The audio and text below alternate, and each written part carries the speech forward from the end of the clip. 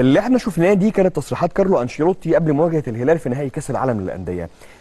استكمالا للتصريحات اللي موجوده معانا، قال كارلو انشيلوتي بعد ما وجه ليه سؤال عن اقامه ريال مدريد، قال حاجه مهمه جدا. قال: انا بتمنى التتويج على ارض المغرب، العاصمه المغربيه مدينه جميله جدا، وجوده التجهيزات ومرافق التدريب الموضوعه تستحق الاشاده. دي تصريحات كارلو انشيلوتي قبل مواجهه الهلال، وده استكمالا للقصه اللي قلناها من شويه على بيريز وعلى ريال مدريد وكيف تستقطب الجمهور المغربي. ده كلام انشيلوتي. كلام انشيلوتي يقودنا بقى للحديث عن اللي هو قاله عن المرافق الموضوعه في المغرب التي كانت جاهزه لاستقبال كارلو انشيلوتي وريال مدريد ولاستقبال العالم كله بشكل عام. فتعالوا نشوف القصه تفصيليا. البدايه كانت انه استعداد المغرب لكاس العالم، كاس العالم مش للانديه بس، كان هناك خطه موضوعه في الناحيه الثانيه انه ازاي البلد دي تبدا تقوم في مساله البنيه التحتيه بخلاف مجمع محمد السادس اللي جاي له بعد شويه. لكن ازاي البلد دي تقوم؟ فتعالوا نبص مع بعض ونشوف تفاصيل شديده الاهميه بالنسبه لكل الجماهير المغربيه ولكل الجمهور العربي اللي عايز يتعلم من المغرب. نبص مع بعض. قبل المونديال تم رصد 65 مليون دولار لتطوير ملعب الامير مولاي عبد الله.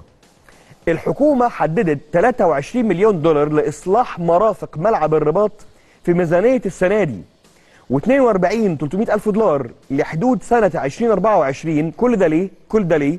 علشان احتضان نهائيات كاس الامم الافريقيه 2025 الجايه، هي المهمه جدا. الشركه المكلفه باصلاحات المجمع الرياضي بالرباط قفلت الموضوع كليا، اغلقت الملعب والمجمع بالكامل. ليه بقى؟ بصوا على الفقره اللي تحت.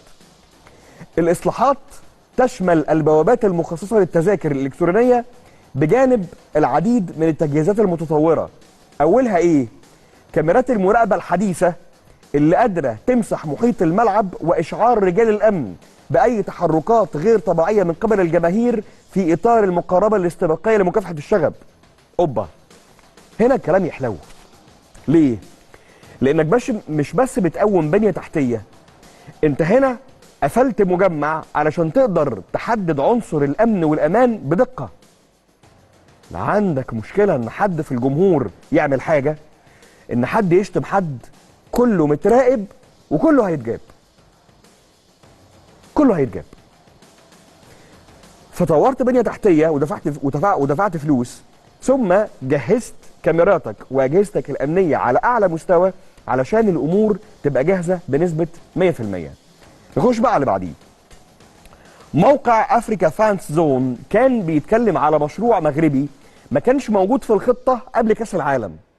اللي فات ده كله كان قبل كاس العالم، لكن اللي جايه دي بعد النجاح المذهل للمغرب في كاس العالم اللي كان موجود وتحقيق مركز ما كانش المغاربه يحلموا بيه، وبالتالي دي نقطه مهمه جدا جدا. نبص مع بعض.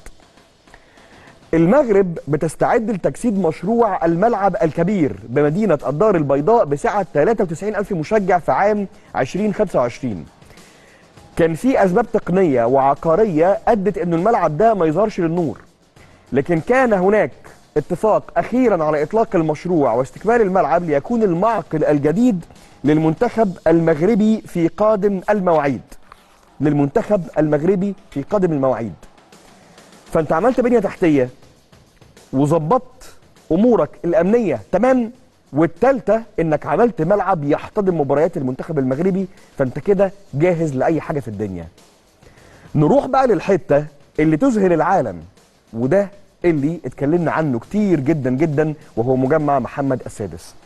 وكاله الانباء الاسبانيه امبارح راحت بكاميرات خاصه الى مجمع محمد السادس علشان تعمل تقرير خاص انه ليه الناس كلها شايفه ان المكان ده هو افضل مكان في العالم، والناس بتقول ايه عليه. فتعالوا نشوف اللي توصلوا له في هذه القصه. يلا بينا. لقاء خاص مع حسن الخربوش مدير مجمع محمد السادس. بيقول ايه؟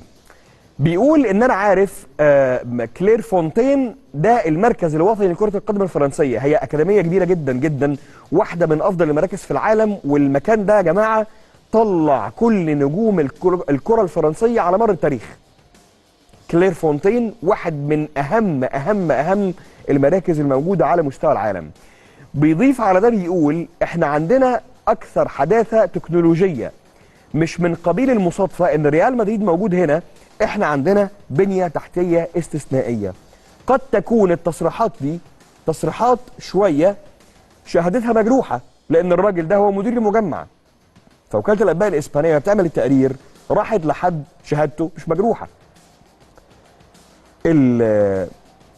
الحديث كان بعد كده مع وحيد خليلوزيتش المدير الفني السابق للمنتخب المغربي اللي قاد المغرب لكأس العالم لكنه لم يشارك، وكان بيتكلم الى شبكه سوفوت الفرنسيه وبيقول صحيح ان كلير فونتين في فرنسا واحده من اهم المراكز على مستوى العالم، لكني لما وصلت للمغرب اتفرجت على المركز ده وهو مذهل بكل ما تحمله الكلمه من معنى. قال الملاعب، الفريق الطبي، المسبح، المطعم افضل ب5 مرات من كلير فونتين.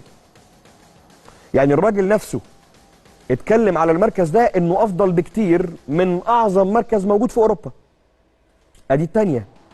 الثالثه بقى انه الرجراجي كان في زياره كارلو انشيلوتي اثناء وجوده مع ريال مدريد، وتبادلوا الحديث والكلمات الجميله وكل هذه الامور. والرجراجي كان واحد من الناس اللي بتستمتع بالتواجد في هذا المجمع. التقرير في اخر فقره كان بيوصف المشهد، يعني اللي موجود جوه المجمع ده بيحس بايه. فتعالوا نشوف اخر فقره كانت موجوده في هذا التقرير في الحديث بقى عن الحياه بشكل عام. نبص مع بعض.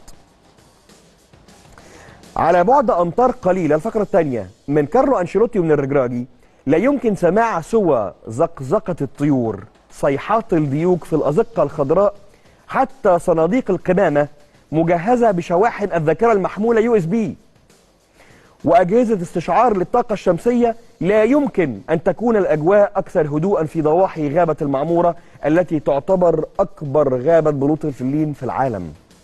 وكاله الانباء الاسبانيه عملت تقرير عن هذا الامر، والحقيقه ان الكلام ده هو مدعاه للفخر اكتر انه المغرب مش بس على الصعيد الافريقي بل انه على الصعيد العالمي قدرت تعمل حاجه يرفع ليها القبعه. فربنا يديم نجاحات المغرب سواء من حيث التنظيم او من حيث الابهار الخاص بالعالم كله. بعد الفاصل عندنا كلام كتير، كلام عن الاهلي وريال مدريد، كلام عن كريستيانو رونالدو وعن صرخة النصر التي حدثت في الدوري السعودي، كمان عن ليو ميسي بعد الرعب اللي انتهى بجماهير باريس سان جيرمان بعد ما ميسي بدا مصابا وبشدة في مباراة الكاس التي ودعها باريس سان جيرمان قدام مارسيليا.